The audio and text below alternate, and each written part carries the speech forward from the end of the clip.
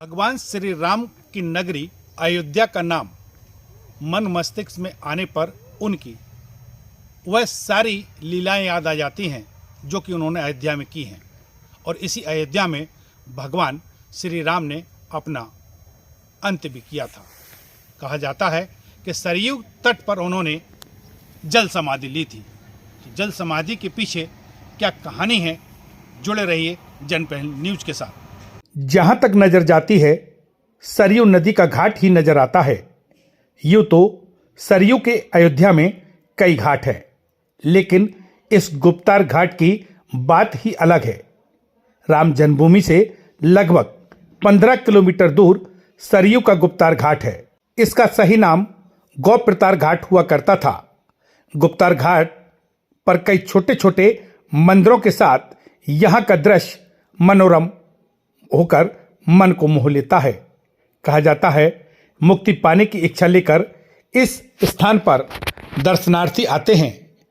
19वीं सदी में राजा दशरथ सिंह ने गुप्तार घाट का नव निर्माण कराया था। इस घाट पर राम जानकी मंदिर, पुराने चरणपादुका मंदिर, नरसिंह मंदिर और हनुमान मंदिर लोगों की आस्था का केंद्र है। यहाँ नाव द्वारा सरयू में नौका विहार का आनंद भी अलग है। इसका प्रति यात्री 120 रुपये शुल्क नाविक लेते हैं। यहाँ पहुँचने के लिए रामघाट, राम मंदिर या हनुमानगढ़ी से ई रिक्शा 300 से 400 रुपये लेते हैं। गुप्तार घाट के पास ही मिलिट्री मंदिर, कंपनी गार्डन, राजकीय उद्यान, अन्य प्राचीन मंदिर पर्यटकों के लिए आकर्षण का केंद्र हैं।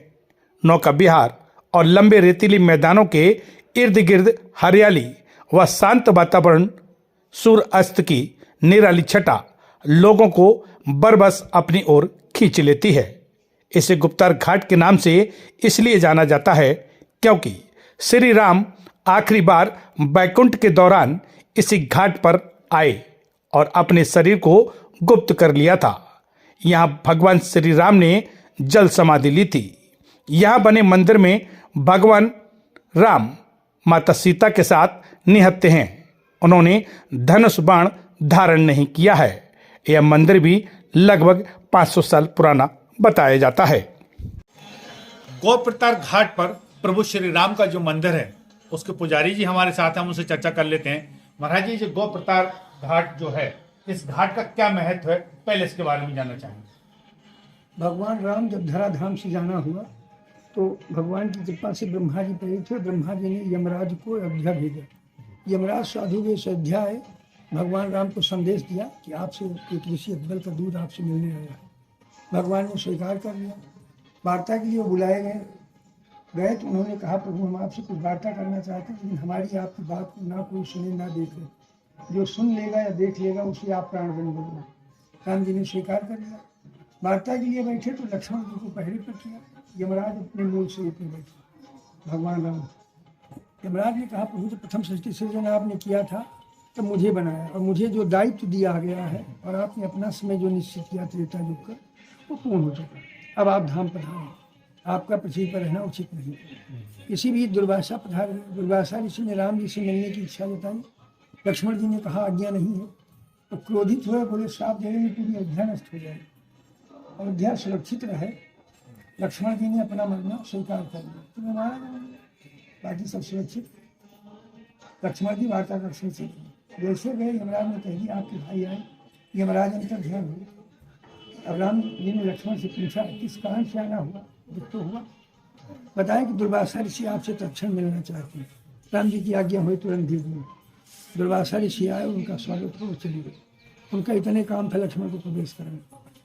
अब राम जी के सामने समस्या है कि बाहर निकलते हैं तो भाई को मारना प्रतिज्ञा है और गोत्रवध का पाप नहीं करना चाहिए। भगवान तुम्हारे ज़्यादा पुरुषोत्तम है, आज भी नहीं करना चाहिए। तो भगवान ने यह बात गुरुदेव को बताई, इसका कुछ तो निराकरण होगा। तो गुरुदेव जी, हनुमान जी सहित सबने निर्णय दिया कि आप लक्ष्मण का परित्याग कर दीजिए, तो हमें दंड के ही बराबर है।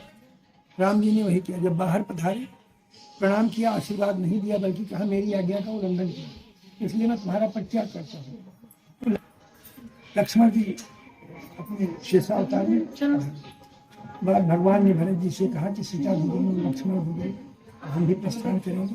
तो भरत जी श्री राम जी ने कहा कि आपके बिना तो हम रह सकते नहीं। उन्होंने शत्रुघ्न जी को बताया। शत्रुघ्न जी मथुरा के राजा थे, वो लड़कों को राज बांट के अयोध्या से। यहाँ 6 भाई थे बेटे।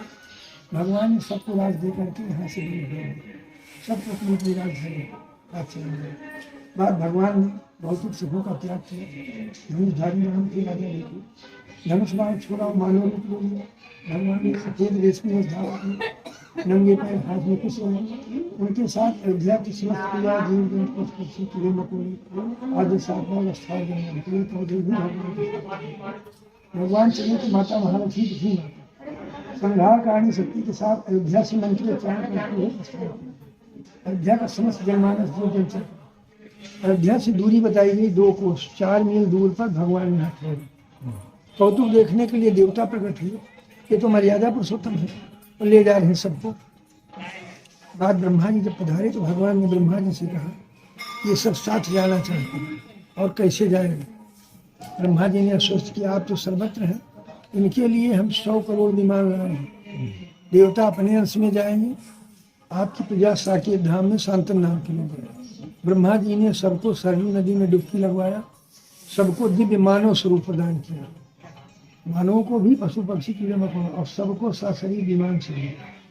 सबके जाने पर भगवान ने भरत जी को अपने में समाहित कर लिया। ब्रह्मा जी से बोले जो शेष रहने आना चाहते हैं तो उनको भेजिए। 1 मास का समय दिया था, कार्तिक मास का विशेष शरद पूर्णिमा के दिन भगवान ने अपनी जानीति लिया था। और भगवान जब अंतर ध्यान होने लगे तो उनके साथ कुछ लोग थे जो अमर थे या अमृत पान किए थे। हनुमान जी को अयोध्या भेजा, विभीषण जी को उनकी राजधानी वापस किया, जामुन जी को द्वापर में मिलने की बात कही और जो उनके प्रधान सेनापति थे उनको लड़कों के राज में भेजा। आयु पूरी करने के बाद फिर बाद भगवान अंतर ध्यान में डुबकी लगाए बाहर आए तो चतुर्भुज और गरुड़ जी महाराज उनके दाहिने विमान हैं, वो आए और ले गए। इसका शुभ नाम है गोप्रतार घाट। अभी अपभ्रंश रूप में हो गया गुप्तार घाट। यह मंदिर 550 से अधिक पुराना है भारतीय पुरातत्व के अनुसार। भगवान यहाँ खाली हाथ विराजमान है, धनुष धारण नहीं किए। इतना सुंदर स्वरूप दर्शन भी कहीं नहीं हो और सामने यहाँ सरयू जी बह रही हैं, ऐसा कहीं स्थान भी नहीं। और भगवान का अंतिम संदेश है कि अंत में सबको खाली हाथ जाए। और यहाँ का महात्मा ये बताया गया है गुप्तार घाट महात्मा, उसमें कहा गया जिसके समान तीर्थ न हुआ है और न होगा, जहाँ तीर्थराज प्रयाग कार्तिक में नित्य स्नान करने के लिए आते हैं। कहा गया हे सूरज इस पृथ्वी पर जितने दिव्य तीर्थ हैं वो सब कार्तिक मास में यही निवास करते हैं। यहाँ का स्नान धान होम जब तक श्रद्धापूर्वक किए गए नियम जब तक सब अच्छे हो जाते, कभी नष्ट नहीं होते। जो महात्मा मणिकर्णिका का है, उज्जैनी में महाकाल मंदिर का है और नैमिषारण्य में चक्रतीर्थ का महात्मा, उसी प्रकार अयोध्या में गुप्तार नामक महातीर्थ का। यहाँ फिर बताया गया कि माघ अथवा कार्तिक में पुष्कर या प्रयाग में कल्पवास पूर्वक नित्य स्नान करने से जिस फल की प्राप्ति होती है वह फल मात्र सरयू जी के दर्शन से प्राप्त होता है। और आगे बताया गया 60,000 वर्षों तक भागीरथी गंगा में स्नान करने से जिस फल की प्राप्ति होती है वह फल अयोध्या में निमिषार्ध आधा क्षण में प्राप्त होता है। यहाँ का ही महात्म्य है सरयू मैया की अगर बात करें तो इसका यहाँ पार्ट काफी लंबा चौड़ा दिखता है। कितना चौड़ा पार्ट है और जब यहाँ सरयू मैया पूरे बेट पर आती होगी तो उस वक्त का क्या दृश्य यहाँ नजर आता है? अब वो तो आप जहाँ तक नजर जाती है सिर्फ जल ही दिखता है। इतना चौड़ा पार्ट हो जाता है वो करीब 2.5-3 कोस का हो जाता है। जहाँ आप देख रहे हैं जो पेड़ किनारे दिखते हैं वहाँ तक सब पानी भर जाता है और जल जहाँ चप्पल उतारे होंगे आप बाहर वहाँ तक लगभग तक आ जाता है, तो पूरा जलमग्न ही दिखता है।